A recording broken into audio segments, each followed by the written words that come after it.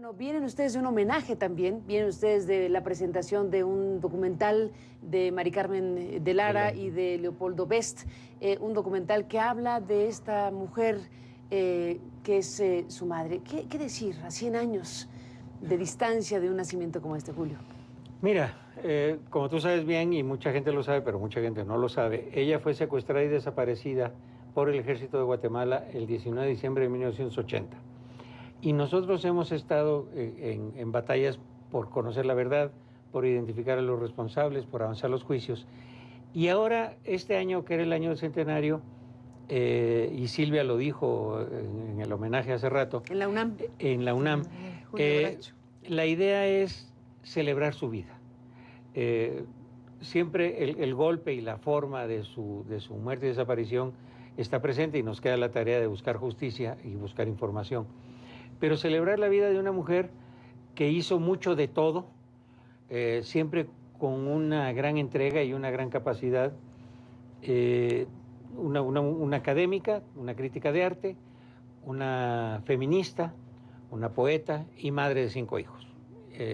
Y además un centro de un movimiento de intelectuales, parte de los exilios latinoamericanos que México acogió con gran generosidad y que se incorporaron a la vida mexicana, a la vida cultural y académica de México en los años 60, 70, 80. Ella se formó fundamentalmente en México y fue una persona que dejó un legado, como hemos podido atestiguar en los muchos homenajes que se le han hecho. Silvia, ¿cómo describirías a tu madre? Bueno,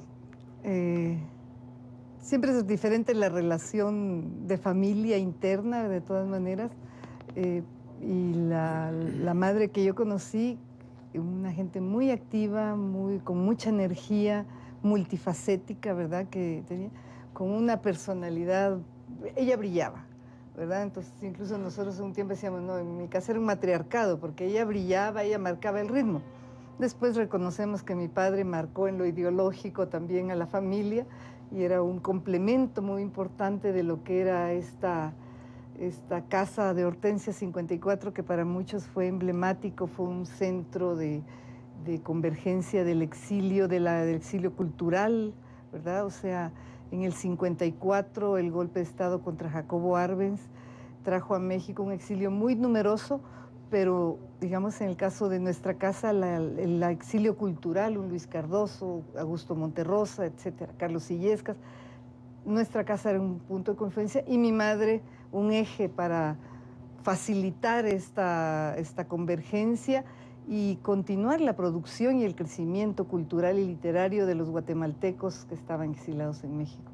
Entonces yo creo que eso sí era un ritmo de la familia y que pues nos beneficiamos nosotros como hijos de haber crecido en ese ámbito tan prolífico en este sentido, ¿verdad? Ahora, Julio, he leído que has dicho cosas, por ejemplo, como que hay muchas cosas de tu madre que están ahí, que requieren una tarea institucional, digámoslo así, en términos de clasificación, de documentación, de tener el procesamiento incluso de los escritos, de lo que ha dejado a lo largo de esta historia tu madre. Yo te decía que me llama la atención que estás planteando, y lo estás diciendo en entrevistas que hemos leído hoy, que bueno, la universidad, la UNAM, tiene una deuda, sí, un compromiso con quien hizo mucho por la universidad. En el momento de la desaparición de mi madre, la universidad se movió.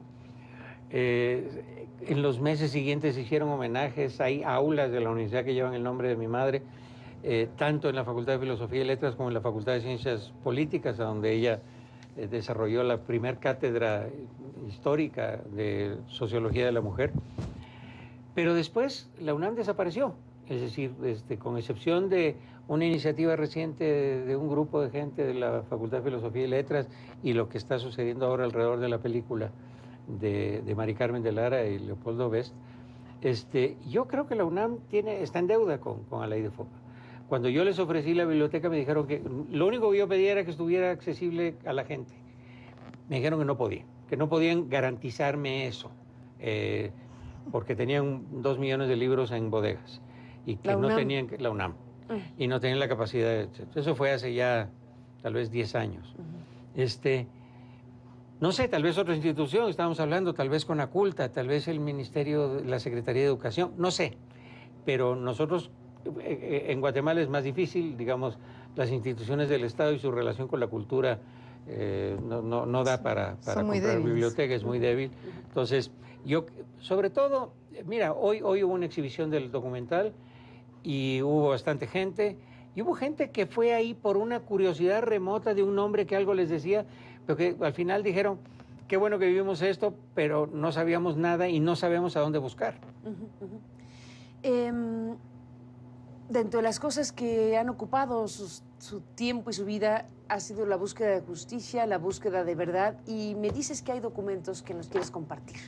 Estos que están acá, Julio. Ese legajo son 137 hojas desclasificadas por el acceso a la información de la Secretaría de Relaciones Exteriores. En México. En México, en las que se ve todas las campañas, o muchas de las campañas que se hicieron por salvar la vida de la IDFOPA cuando se creía que había esa posibilidad, tanto en México como en otros países. Y lo fundamental ahí es la respuesta, por una parte, del gobierno mexicano y por la otra, del gobierno guatemalteco. El gobierno mexicano respondió primero había una dificultad diplomática, que era que, a mí me explicó el canciller Jorge Castañeda de la Rosa, es muy difícil para el gobierno mexicano interesarse por una persona desaparecida en Guatemala, siendo que esa persona es guatemalteca. Entonces, pero nosotros, como sabemos que a la IDFOPA pertenece a la cultura de México, le vamos a dar tratamiento de mexicana. Y vamos a exigir información como si fuera mexicana. Bueno, llega un momento a donde se forma una comisión por 5 intelectuales mexicanos importantes en la época, importantes hoy. 2 de ellos viven. Uno es Juan José Bremer, que era entonces director de Bellas Artes y que hoy es diplomático, y otro es Socorro Díaz, que era entonces la única mujer directora de un periódico en México, que era directora del periódico El Día. Y que vive ahora.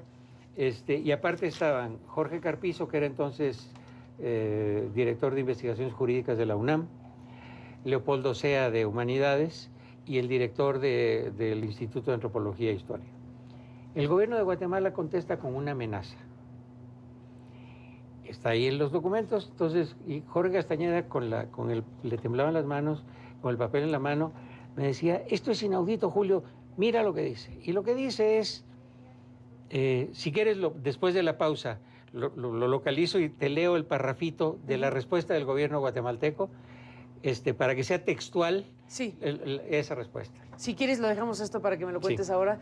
Y bueno, Silvia, estamos frente a eso, frente a una recuperación a través de un documental de la vida de Alay de Fopa, del intento de que su biblioteca, sus documentos, sus escritos, sus cartas, todo lo que significa una mujer como ella esté clasificado, disponible para el público, accesible, lo que significa poder preservar y poner al servicio de quien lo quiera consultar este tipo de materiales.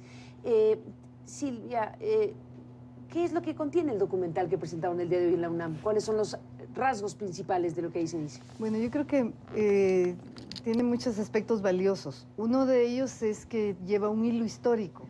Entonces está muy vinculado y también destaca pues hechos históricos de la etapa reciente de Guatemala y va ubicando, ¿verdad?, a mi madre en esos momentos históricos. Entonces también ¿Qué cosas hizo tu madre para la gente que no conozca la vida de Alay de Fopa? Bueno, yo creo que... ¿Cómo describía los puntos clave de su vida?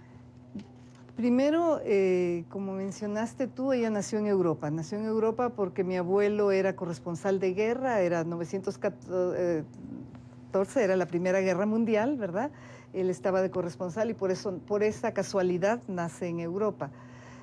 Después, posteriormente, el abuelo es diplomático argentino en Italia y su formación de bachillerato universitaria la tiene en Italia. Posteriormente, el regreso a Guatemala, en el momento en que ya empieza el hilo histórico de Guatemala, la revolución del 44, ¿verdad?, lo que significa para el país. Posteriormente, el exilio del 54 para acá, ¿verdad? Y cómo se vive esta etapa y es lo que pues hablábamos hace un momento, es México quien abre las puertas a este exilio y donde ella crece.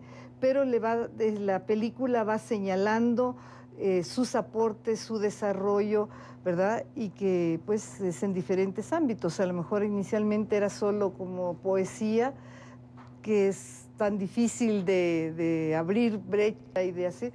Posteriormente la cátedra universitaria y ya en los 70s el feminismo, que es en donde pues hay un mayor, una vida pública, un aporte teórico, ¿verdad? Y un quiebre con el asesinato de tus dos hermanos. Sí, eso ya al final, ¿verdad?